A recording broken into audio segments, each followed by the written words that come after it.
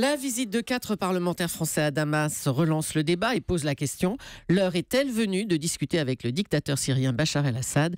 C'est la question qui fâche de 7h15 sur Europe 1. Oui, bonjour Olivier Roy. Bonjour. Merci d'être en ligne avec nous ce matin. Vous êtes politologue, spécialiste de l'islam, vous connaissez très bien toute cette région. Avant d'en venir au fond du problème, un mot de cette visite de ces 4 parlementaires français. Est-ce qu'elle a un quelconque intérêt à votre avis ? Elle a un intérêt par le bruit qu'elle fait, c'est-à-dire par le débat qu'elle suscite en France, et aussi par l'utilisation de propagande que le régime de Damas fait de cette visite, en présentant les parlementaires, dans le fond, comme des émissaires du gouvernement français. Ça veut dire que ça sert surtout Damas ? Oui, bien sûr. En tout cas, pour le court terme, ils ont fait passer les accompagnateurs des parlementaires pour des membres des différents ministères et ambassades françaises. Et ça envoie un message dans la région, disons, et pas seulement en France, comme quoi l'Occident s'apprêterait à changer d'alliance. Alors on l'a dit, François Hollande, Manuel Valls ont condamné cette visite. Nicolas Sarkozy parle de 4 gugus partis à Damas. C'est une histoire de pied nickelé pour vous ? C'est un peu plus que ça, parce que l'idée qu'il développe, c'est à savoir qu'il faut un renversement d'alliance, qu'il faut soutenir le régime de Bachar, c'est une idée qui ne leur est pas propre, qu'on entend circuler ailleurs. La manière dont ils ont amené la question sur la table aujourd'hui est effectivement une manière un peu de cow-boy, hein. Mais sur le fond, c'est un débat qui est réel. Alors sur le fond, justement, je vous pose la question, est-ce que l'heure est venue, à votre avis, de discuter avec Bachar el-Assad ? Je n'en suis pas sûr. D'abord, derrière ce débat, il y a cette idée qu'il pourrait y avoir un retour en arrière, hein. C'est-à-dire, on recrée une Syrie forte derrière le régime de Bachar el-Assad, une Syrie qui s'opposerait aux terroristes des islamistes sunnites, etc.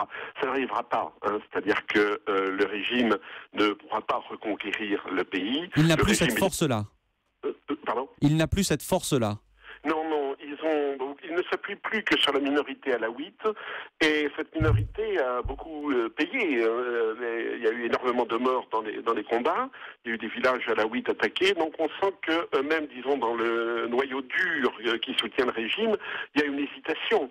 Je ne dirais pas que le régime est à bout de souffle, je crois qu'il peut tenir les zones qu'il tient aujourd'hui, mais il ne peut pas partir à la reconquête, ou plus exactement, s'il part à la reconquête, c'est avec l'aide du Hezbollah libanais et des Iraniens. Et ça serait probablement un petit peu gênant pour les Occidentaux et les Français en particulier de se retrouver dans une coalition contre des terroristes dont on ne sait pas trop d'ailleurs leur nature réelle, mais de se retrouver aux côtés du Hezbollah et des Iraniens. C'est-à-dire que quel que soit le choix qu'on fait, on se retrouve dans un jeu d'alliance locale qui nous dépasse. Et on se retrouve obligé de s'allier avec des gens qui n'ont pas nos valeurs, et on comprend dans ce que vous dites qu'on est dans une impasse. Oui, on n'a pas tellement le choix que de laisser dans le fond la situation se développer localement pour voir comment le rapport de force va s'établir.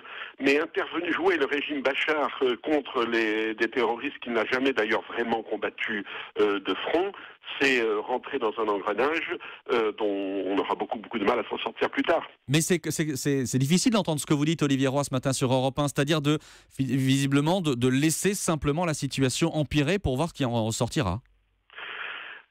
En ce qui concerne le régime, oui, on ne peut ni le soutenir ni le combattre. On ne peut pas intervenir ni en sa faveur ni contre lui. Par contre, la clé, c'est ce qui se passe du côté de Daesh. Et on voit là comment ces troupes de combattants internationaux se heurtent maintenant à une contre-offensive, qui démarre très lentement, mais qui va, à mon avis, s'étendre de la part des autres populations de la région, les Kurdes, les chiites irakiens, etc. De toute façon, cette guerre ne pourra se terminer que par une solution politique. Et une solution politique, c'est une solution qui implique les acteurs locaux, à la fois les forces politiques syriennes, mais aussi les États de la région, Iran, Arabie Saoudite, Jordanie, etc. Je crois qu'il faut éviter d'internationaliser trop le conflit actuel. On est déjà impliqué par les bombardements aériens qui sont nécessaires, mais il ne faut surtout pas aller plus loin. Oui, mais justement, les opérations militaires, elles ont déjà commencé. On sait que la France a envoyé le porte-avions Charles de Gaulle. Vous vous dites qu'il ne faut surtout pas pousser plus loin cette opération-là ? Non, il ne faut pas envoyer de troupes au sol. D'abord, on n'en a plus beaucoup à envoyer. Ensuite, les Américains sont très réticents de le faire, donc ça ne servira à rien que la France se retrouve toute seule en première ligne. Elle n'en a pas les moyens. Et encore une fois, la solution politique viendra des acteurs locaux. Je ne vois pas comment une espèce de conférence internationale imposée par les armes pourrait résoudre les problèmes actuels en Syrie. Le fond du problème, c'est que le régime n'existe que par le conflit. Conflit contre son propre peuple, conflit contre ses voisins. Il n'y a pas si longtemps, c'était Israël, l'ennemi principal de la Syrie. Bon, maintenant, c'est l'Arabie Saoudite, ce sont les populations sunnites locales. Mais c'est un régime, ça n'est pas un régime de paix, c'est un régime de guerre. Encore une question d'actualité, Olivier Roy. On a vu, vous avez peut-être vu ces images, ces djihadistes qui s'attaquent dans un musée de Mossoul à des statues vieilles de 3000 ans. C'est pas la première fois que les djihadistes font ça, là c'est en Irak. Comment vous réagissez, vous, ce matin ? C'est tout à fait cohérent avec leur vision des choses. C'est-à-dire que leur islam n'est pas du tout un islam ancré dans la tradition, dans l'histoire, etc. C'est une espèce de fanatisme iconoclaste qui s'attaque à tout ce qui est culturel, de quelque religion que puisse venir cette culture. Hein. Que ce soit ici vieille culture assyro-babylonienne, que ce soit l'islam traditionnel, que ce soit le christianisme, que ce soit les yézidis. Ils veulent faire table rase. C'est un petit peu une utopie de type mer Rouge. Merci beaucoup. Merci Olivier Roy. Vous êtes politologue, je le rappelle, et spécialiste de l'islam. Merci d'avoir été en direct pour répondre à la question qui fâche ce matin sur Europe 1.